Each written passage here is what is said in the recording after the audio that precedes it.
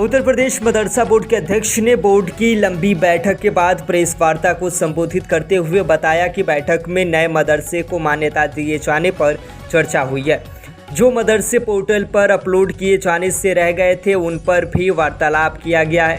Board के अध्यक्ष ने बताया कि कुछ मदरसे की मान्यता रद्द किए जाने पर भी बैठक में बातचीत हुई, जिसको कानूनी प्रक्रिया के तहत अमल में लाया जाएगा।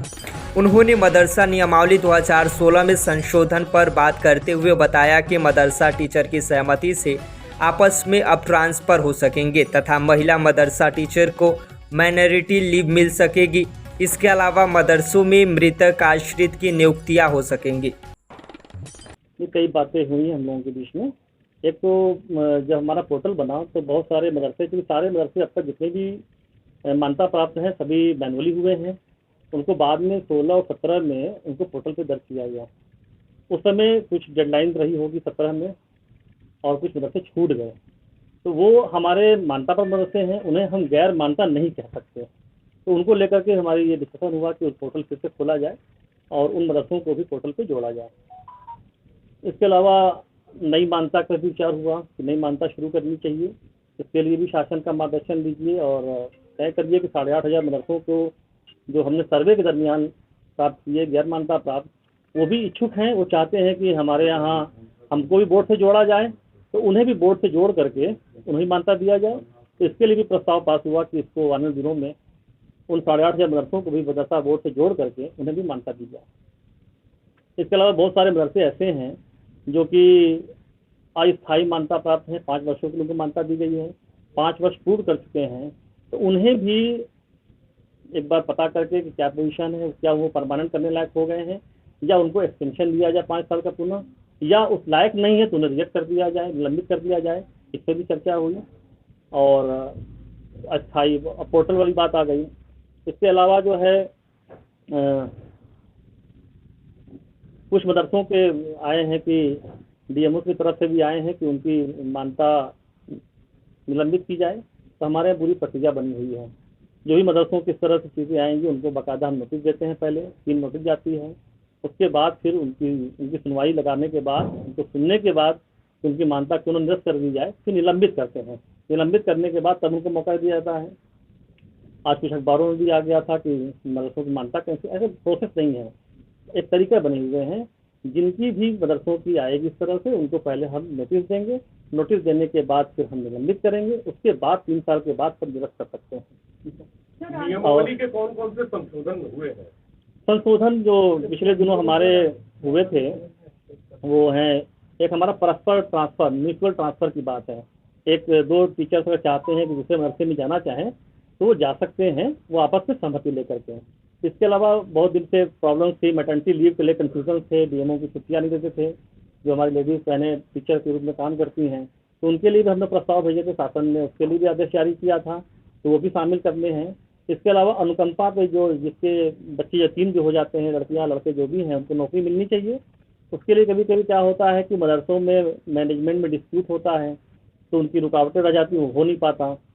हम लोगों ने फैसला किया कि अगर मैनेजमेंट में डिस्प्यूट है तो कार्यकारी जो प्रिंसिपल होगा प्लस डीएमओ ये मिलकर उसकी नियुक्ति करेंगे और मैनेजमेंट जब आएगा तो फिर उसको स्थायी करेगा, लेकिन तब तक उनकी नियुक्ति हो जाएगी।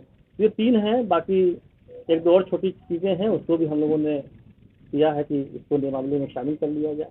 बीएड और एमएड की पढ़ाई भी कराई जाएगी? नहीं, ये प्रस्ताव था लेकिन इससे सहमति नहीं बन पाई, क्योंकि जब भी जो हमारा चल रहा है उसको ठीक से चलाना है, इससे सहमति नहीं बनी कि हाँ अभी बीएड और एमएड को नहीं कर पाएंगे। छुट्टी को लेकर भी हुआ है क्या नियमावली में? नहीं, छुट्टियां हमारे यहाँ जो हैं वो हमारे नियमावली में लिखा हुआ है कि जो बेसिक और माध्यमिक में छुट्टियों का नियम है उन्हीं नियम को हम यहाँ भी फॉलो करेंगे। सर, कुछ मदरसों में नियुक्तियों को लेकर काफ़ी मतभेद है, उसको लेकर भी क्या चर्चा हुई है? देखिए, हमें जानकारी ये है कि मतलब कुछ दिनों पहले आयोग बनने की बात माननीय मुख्यमंत्री जी ने की, कैबिनेट में इसका आया, लेकिन मदरसों में शायद वो आयोग नहीं बन रहा है।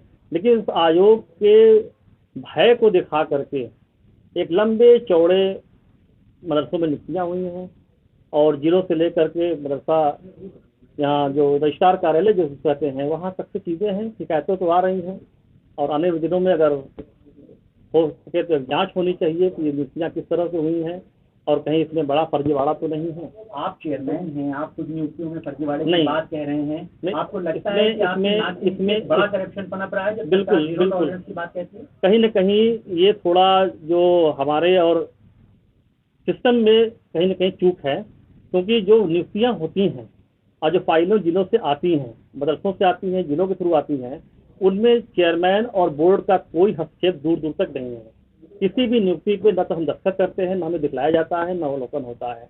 लेकिन आरोप जब लगता है तो तकलीफ तो होनी स्वाभाविक है, इसलिए हो सकता है कि आने वाले दिनों में इसको हम जांच के लिए भी कहें और इसकी जांच होनी चाहिए। आप जांच के लिए रिकमेंड करते हैं? बिल्कुल करूंगा, आने वाले दिनों में इसको करूंगा। सर लगभग कितने केसेस ऐसे होंगे जो नियुक्तियों में फर्जीवाड़ा सामने आया है लगभग?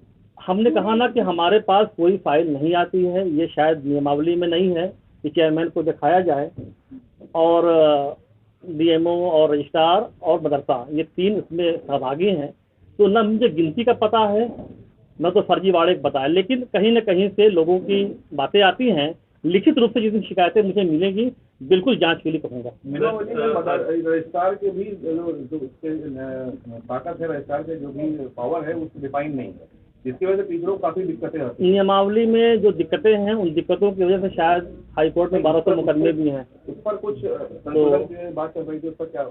नहीं, अभी तो क्योंकि नियमावली बनी है, उस पर अध्ययन चल रहा है। नियमावली के लिए कई बार मीटिंग हुई, कई बार संशोधन के लिए भी चीज़ें गई हैं, कुछ हुए भी हैं, कुछ होने भी हैं। तो कहीं न कहीं नियमावली की खामियों का ही फायदा भ्रष्ट लोग उठाते हैं और भ्रष्टाचार समझता है। आपके यहाँ पे शासन की तरफ से